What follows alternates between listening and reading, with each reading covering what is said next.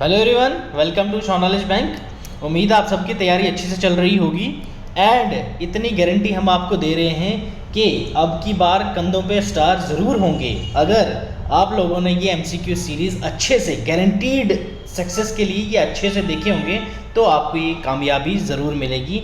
बस क्योंकि यार हम लोगों ने ये पूरे के पूरे सिलेबस का निचोड़ निकाल के ये एमसीक्यू सीरीज़ आपके लिए लाई हुई है, तो आप इसमें कंटिन्यू रहिए क्योंकि अब वर्दी ज़्यादा दूर नहीं।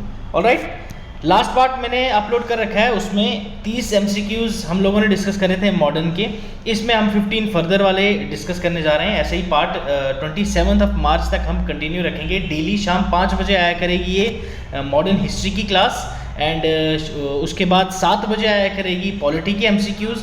नेक्स्ट रात को 9 बजे आया करेगी, आज से शुरू होगी इकोनॉमिक्स के एमसीक्यूज़। ठीक है, फर्दर जियोग्राफी के भी आएंगे लगातार इसी तरह से। डेली 3 क्लासेस, टाइम नोट कर लो, शाम 5 बजे हिस्ट्री, 7 बजे आपकी पॉलिटी एंड देन 9 बजे इकोनॉमिक्स। उसके बाद रिवाइज करिए और सो जाइए और सुबह उठिए, एक्सरसाइज करिए, रनिंग करिए क्योंकि फिजिकल भी ज़रूरी है।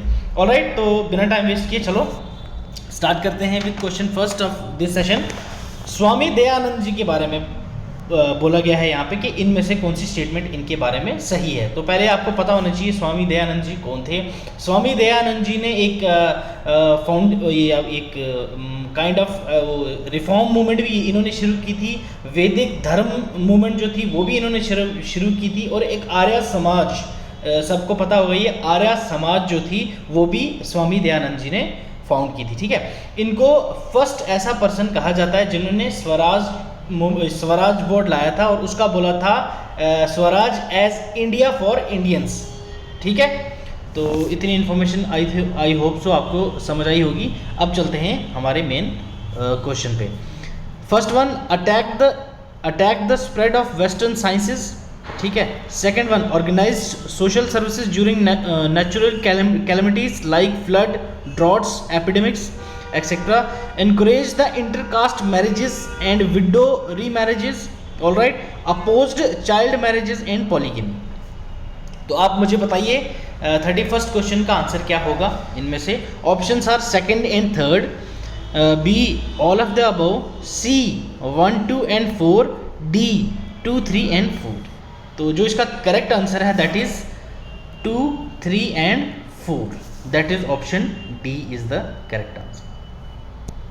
Alright, next question, identify the prominent members of the servants of Indian society।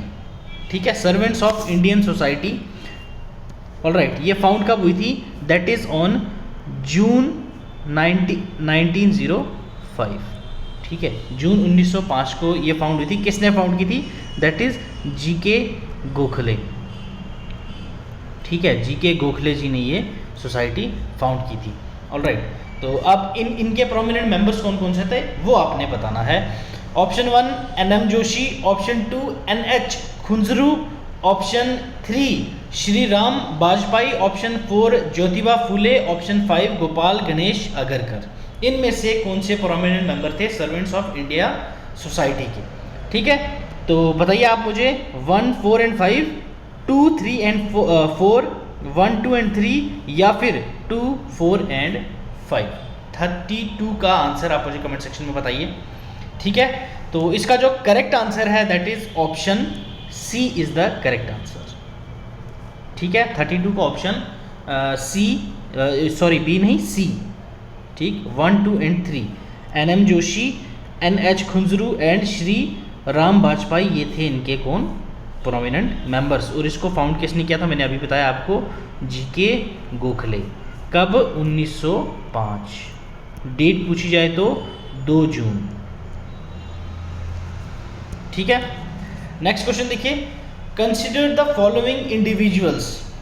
Alright, NM Joshi, Diwan Chamanlal, Shivarao, V V गिन।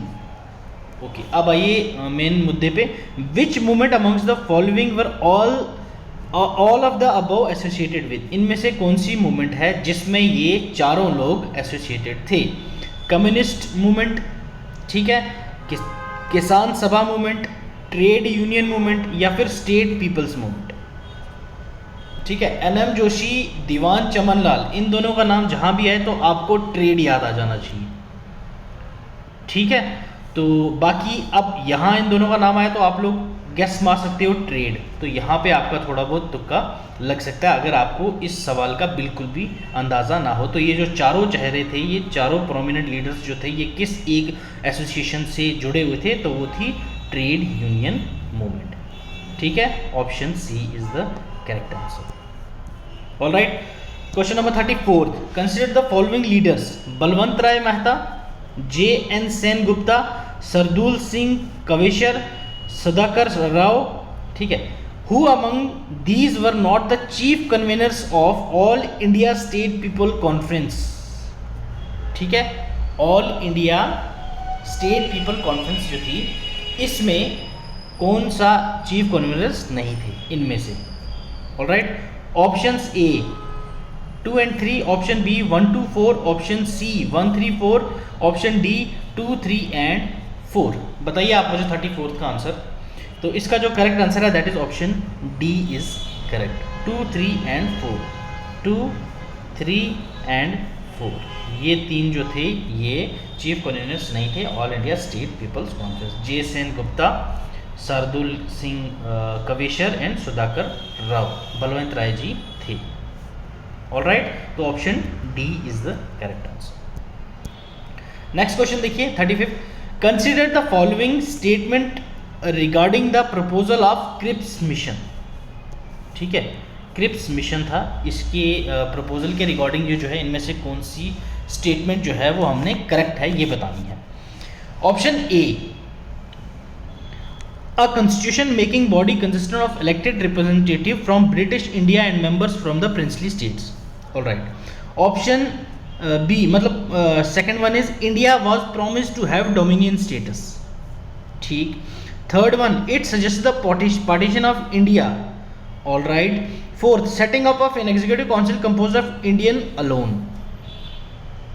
ठीक है, तो आप मुझे बताइए 35th क्वेश्चन का आंसर क्या होना चाहिए, इसमें से कौन सा करेक्ट है इनमें से?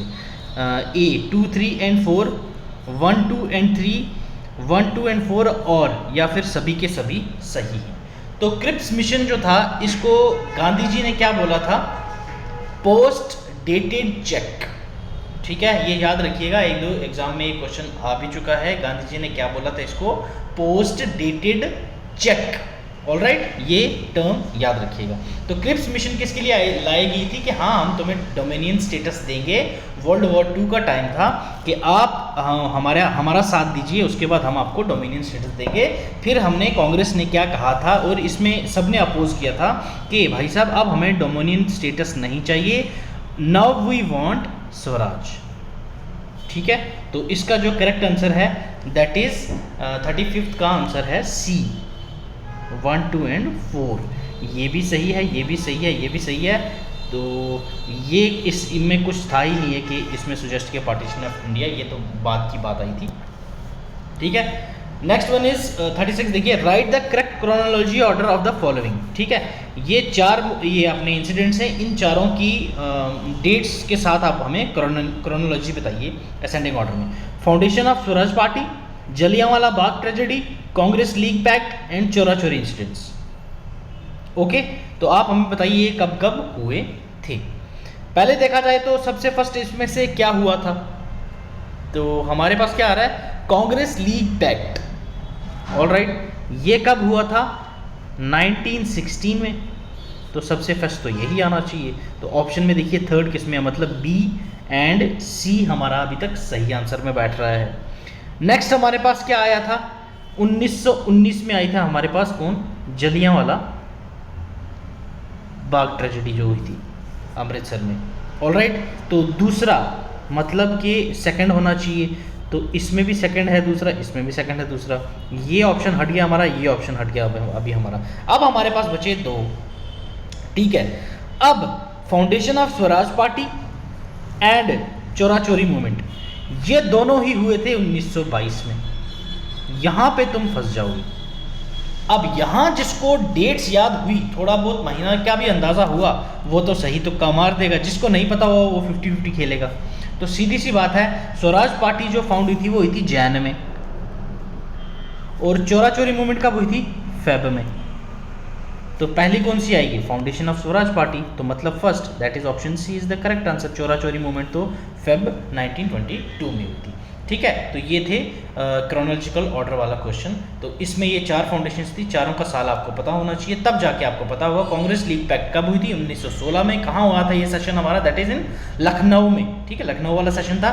तो जलियांवाला बाग ट्रेजेडी कब हुई थी, 1919 में हुई थी, अप्रैल के महीने में हुई थी। और फाउंडेशन ऑफ स्वराज पार्टी कब हुई हमारी, 1922 में, जनवरी में। ठीक है, इन वर्किंग ये 1923 में हुई थी, बट हमारी फाउंड कब हुई थी, ये हमें मेन सवाल इसमें ये पूछा गया, फाउंडेशन ऑफ स्वराज पार्टी, तो ये कब हुई थी, 1922 में। ठीक है, रन कब हुई थी, 1923 में, ये चीज़ याद रखिएगा। चोरा चोरी इंसिडेंट 1922। ठीक है, क्लियर है। क्वेश्चन 37, द सरद एक्ट, इसको सारदा एक्ट भी बोलते हैं हम। ठीक है, SARDA, सारदा एक्ट भी बोलते हैं हम लोग। 1930 provided first civil marriages, second penalization of bigamy, third penalization of parties to a marriage in which the girl was below 14 years and boy was below 18 years. Okay, fourth legalization of intercaste marriages. बताइए मुझे इसमें क्या, सरदा act 1930 सबको पता ही होगा। इसमें जो थी मैरिज एक्ट जो था उसको, ये मैरिज ये अपना जो चाइल्ड रेमिटेंस एक्ट 1929 वाला था, उसको अमेंड करके हमने क्या बोला गया था कि लड़की की जो एज होगी शादी की वो 14 साल से ऊपर होगी, लड़के की 18 साल से ऊपर होगी। फिर इसको ही हमने 2005 में आके एज बढ़ा दी थी, दैट इज़ 18 साल हमने लड़की की कर दी थी और 21 साल हमने लड़के की कर दी थी। तो इसका करेक्ट ऑप्शन क्या होगा, दैट इज ऑप्शन 3। तो ये 3 वाला कहाँ है, option D is the correct answer. Okay, now question 38, with reference to the second round table conference consider the following statement. Alright, 2 statement दे रखी है, हमने बतानी है इनमें से कौन सी स्टेटमेंट सही है, करेक्ट पूछा है इसमें। Okay, viceroy Irwin agreed to release all prisoners who are imprisoned without any guilty. ठीक है, जो बिना गलती के पकड़े गए हैं, जिनको ऐसे ही अंग्रेजों ने अंदर डाल दिया था, उनको छोड़ देंगे। इरविन ने, हाँ जी बिल्कुल सही बात है, ये बोला गया था, ये थी बात। Provision was given for provincial autonomy, ये बिल्कुल नहीं था जी, ये कंसेप्ट कहीं पे भी नहीं था उस टाइम पे। सेकंड राउंड टेबल जब कांग्रेस को बोला गया था कि आप आइए, आपके बिना ये फ्रूटफुल डिस्कशन नहीं हो पा रही है। तो एक सेकंड राउंड टेबल कॉन्फ्रेंस ही था जिसमें कांग्रेस ने पार्टिसिपेट किया था, बाकी जो 2 राउंड टेबल कॉन्फ्रेंस थी उसमें बाइकॉट थी, ये चीज़ याद रखिएगा। और एक और कंसेप्ट एग्जाम के रिलेटेड आपके लिए बहुत इंपॉर्टेंट है, दैट इज़ के ऐसा कौन एक आदमी है जिसने 3 राउंड टेबल कॉन्फ्रेंस अटेंड की हैं, ये आप मुझे कमेंट सेक्शन में बताइए, बहुत इंपॉर्टेंट सवाल है ये। ठीक है, तो ये आप मुझे कमेंट सेक्शन में बताइए। तो इसका एक ही सही है, दैट इज ऑप्शन ए, 38 का है option A. Alright, A is the correct answer. 39, consider the following statement, Balwant Rai Mehta was one of the person chiefly responsible for the initiative to convene the all India state people conference in 1927। ठीक है, बलवंत राय मेहता जी की बात हुई। C Rajagopalachari was chiefly responsible in persuading Mahatma Gandhi to decide to initiate individual satyagraha. ये तो सीधी सीधी बात है भाई साहब, बहुत गलत बात है, ये तो था ही नहीं। ठीक है, ये इंडिविजुअल सत्याग्रह का कंसेप्ट तो बहुत पहले से आ रखा था, तो इन्होंने कुछ नहीं किया था इसमें। तो पहला वाला सही है, इसमें हमसे सही वाला ही पूछा गया है, तो इसका आंसर क्या आएगा हमारे पास, 39 का answer is that is option, 1 minute, C Rajagopalachari was chiefly responsible for persuading, अच्छा इंडिविजुअल सत्याग्रह कहा गया है, सॉरी मैं यहाँ भूल गया था थोड़ा सा। हाँ, सी राजागोपाल बिल्कुल सही बात है, इंडिविजुअल सत्याग्रह हमने जब गांधी जी को जेल हो गई थी उस टाइम पे कोई लीडर रहा नहीं था, तो विनोबा भावे जी ने जो था वो फर्स्ट इंडिविजुअल सत्याग्रही थे, ये चीज़ याद रखिएगा। तो ये सी राजागोपाल चीफली रिस्पॉन्सिबल थे इसके, बिल्कुल दोनों स्टेटमेंट सही हैं, तो इसका आंसर आएगा option C, both 1 and 2। Alright, question 40, consider the following statement with regard to Champaran satyagraha 1970। ठीक है, 1917 की जो चंपारण सत्याग्रह था उससे रिलेटेड हमसे पूछा गया है, ये कौन सी स्टेटमेंट सही है। ठीक है, the Champaran Satyagraha marked Gandhi ji first appearance in Indian politics, leader of the masses, बिल्कुल सही बात है। Young nationalist like Rajendra Prasad, JB Kripalani and worked with Mahatma Gandhi at Champaran, बिल्कुल ये भी सही बात है। इट वॉज, ठीक है, it was during this moment that Mahatma Gandhi formulated his philosophy of satyagraha. बिल्कुल नहीं, सत्याग्रह की फिलोसफी तो ये अपने साउथ अफ्रीका में ही आजमा के आ गए थे, तभी तो यहाँ पे वो ट्रायल लेके आए थे, तभी तो यहाँ पे मेन गेम चल गई थी। तो थर्ड वाला नहीं है इसमें सही, तो हमसे पूछा गया है करेक्ट वन, तो इसमें करेक्ट है 1 and 2, that is option B is the correct answer. Alright, next question 41, give the correct sequence of the following events by deciding the codes given below. ठीक है, तो वही है, ये क्रोनोलॉजिकल ऑर्डर वाला ही आ गया है, इसमें भी सेम क्वेश्चन है, सेम पैटर्न है, तो आपको इसमें डेट्स याद होनी चाहिए, कौन से साल में कौन सी मूवमेंट आ गई थी। तो आई नो दो तो आपको पता होंगी, that is home rule movement 1916, ये सबको पता होगा। जलियांवाला बाग मैसेकर 1919, ये भी सबको पता होना चाहिए। रौलत एक्ट बंदे काफ़ी कंफ्यूज होते हैं, बट ये भी आई थी कब, 1919, ठीक है। और ये तो आपको पता कब, अप्रैल में आई थी, ये अपनी आई थी अगस्त में, ठीक है, तो इसलिए ये पहले आएगी, ये बाद में आएगी। ओके, अब बच्चे हमारे पास हंटर रिपोर्ट, तो ठीक है, हंटर एजुकेशन कमीशन कब आई थी अपने पास, 1882 में, ठीक। तो अपने पास फर्स्ट वन ये आएगा, ठीक है। तो सेकंड वन कौन सा आएगा, 1882 में आ गया हंटर कमीशन, सेकंड वाला ये आएगा अपने पास, ठीक है। एंड देन हमारे पास थर्ड आएगा, देन हमारे पास फोर्थ आएगा, मतलब कि ये बिल्कुल ठीक सीक्वेंस है, दैट इज़। तो इसका ऑप्शन क्या, आंसर क्या आना चाहिए, दैट इज़, तो ऑप्शन इसका करेक्ट क्या आएगा, that is option D is the correct answer.